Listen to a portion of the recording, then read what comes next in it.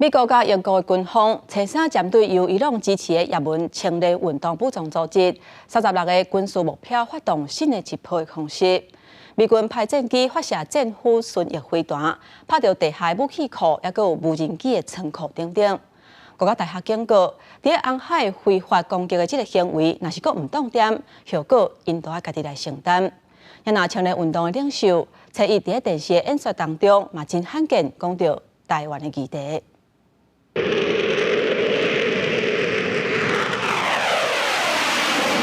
美军也有英国皇家空军战机紧急升空，伫初二美国报复性空袭伊拉克叙利亚了后，初三美英共同发动新一波空袭，针对由伊朗支持的也门青年运动武装组织36位军事目标发动包括地下武器库、飞弹系统加无人机库、雷达设施等进行打击。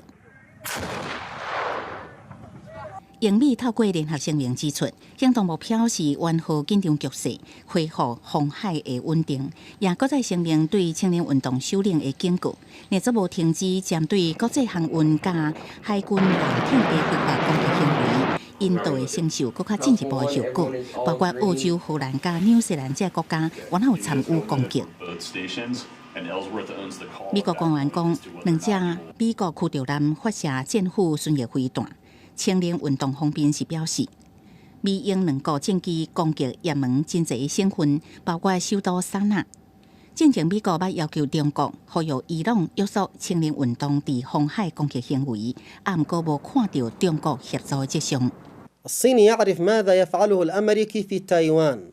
وهو يعرف جيدا حجم المؤامرة الأمريكية من خلال مشكلة تايوان، ولذلك الصين لن يورط نفسه